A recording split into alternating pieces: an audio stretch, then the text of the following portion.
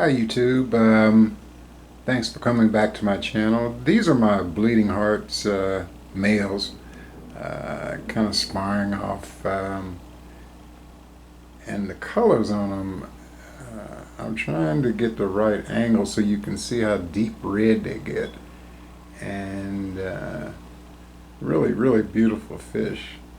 Um, well, at any rate, I thought I'd give you an update on my South American tank, which has become my South American tank. I had a lot of issues with it. Red, blue-green algae, I'm not sure what it was, but and then I was having issues as far as clarity in the tank. Um, it's kind of hard to get clarity in this tank because uh, the Acarichtes, as you can see, this I believe it's one of the females. Yeah, yeah, well, yeah, it's one of the females. Um, uh, yeah, the black. But at any rate, sorry about that. But they constantly dig into the substrate. Now, even though when I siphon the aquarium and clean the substrate, they still constantly take it into their mouths and spit it out, and this causes a somewhat higher level of debris in the aquarium. So my goal was to at least get some clarity in the tank, and so it make it presentable. The first thing I did was to clean off the driftwood, which was covered in that blue-green algae or cyanobacteria, or whatever you choose to call it. I'm not really sure what it was growing on it, but it's pretty thick and quite ugly to me, even though I've seen it in the natural habitats of these fish. I didn't particularly want it in my aquarium. So I cleaned off all the driftwood, and then I had to decide on what type of plants that would survive, because everything I had in here, Amazon swords, Sagittaria, Vallisneria, all of those, they either uprooted it or it became so covered in algae that uh, they were just unsightly. So I decided on water sprite for a lot of reasons. I tested a piece when I first put it into the aquarium. Number one, it seems to be almost resistant to that blue-green algae. Plus, it grows very quickly. And some of my tetras who like nibbling on plants don't seem to like the the water sprite. So for whatever reason, they just don't. They'll chew at it, but they don't like it, so they don't bother it. Uh, so that after I decided on the plant, and it's a great nutrient sponge, I went ahead and siphoned out 50% of the water, and I also changed filters. I did have a hang-on back filter on this aquarium, but as you can see, the inlet from the E-heim is there, and then there's the intake. And I did this because even though the hang-on back filter was rated for this aquarium, which is a 75-gallon, it just wasn't doing the job, guys. I constantly had to change. I mean, I don't have a problem. Matter of fact, I'm still using it on another aquarium. But as far as the turbulence and debris in the aquarium caused by these fish, it just wasn't doing the job, and I was constantly replacing the filters, which I didn't particularly like to do. That is the alpha male, the only male actually, in the aquarium, and he is truly a beautiful fish. Again, as I pointed out when I first introduced these fish to you, I saw a picture of an adult male, and it was unbelievable. It seemed to me to be an exaggeration of possibly a live fish. But as these fish mature and grow, it's like a picture coming to life for me. But at any rate, as you can see, the extensions on the male's fins are just extraordinary. And believe it or not, the tetras do not go anywhere near those extensions. The same can't be said of I have some 4 ancestris in here, or ancestris, or however you want to pronounce it. I'm sure somebody will correct me.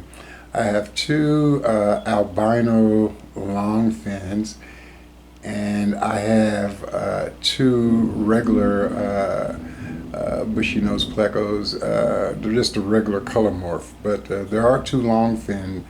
I found one. There we go. Long fin albinos, and actually. Initially when I put them in here, I was concerned because they were a lot smaller, but now they've grown to maybe about close, I would say 2 inches.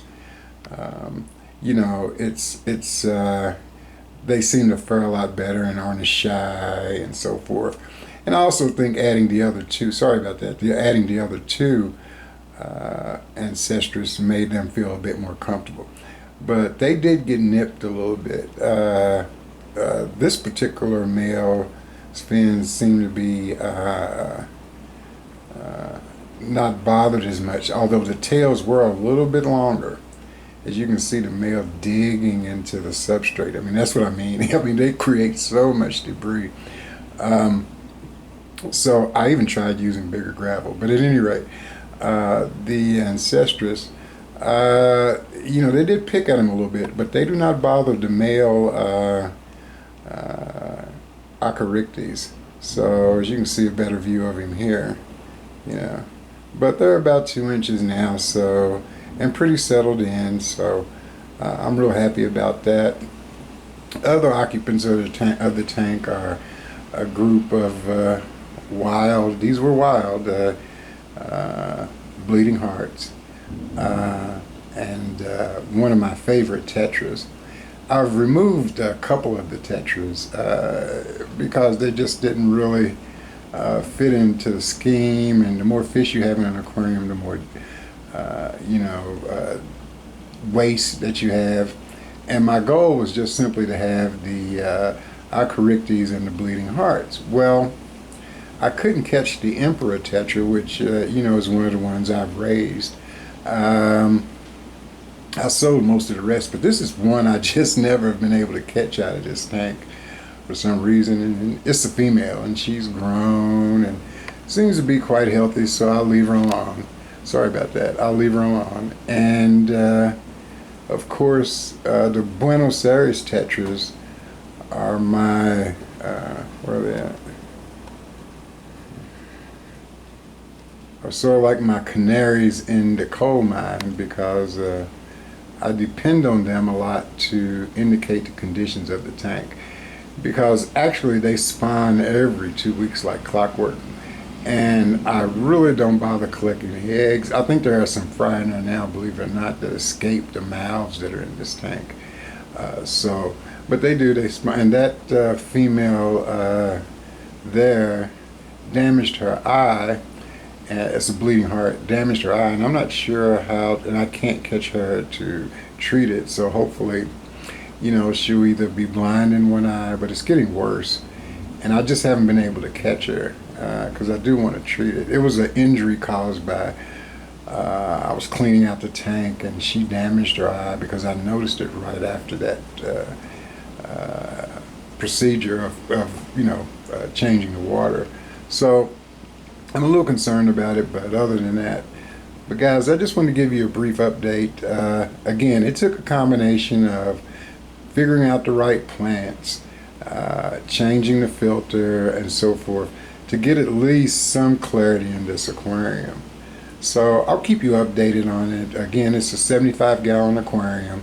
I'm using an Eheim 2217 T8 lighting, so nothing really crazy on it, but I just wanted to give you an update on this tank and show you how it's coming along. There's a better view of my male. Again, you know, that's why I keep fish, because this fish is just, the colors on it and the absolute, even at this age, guys, this fish is about maybe 6 months old. And even now at about 3.5 to 4 inches, they are just absolutely beautiful. Very peaceful. They get about 8 to 9 inches, so you know it's easy cichlid to keep and doesn't get too large. But once again, thanks for watching, and keep on watching my channel. And if you feel comfortable, subscribe. Thank you.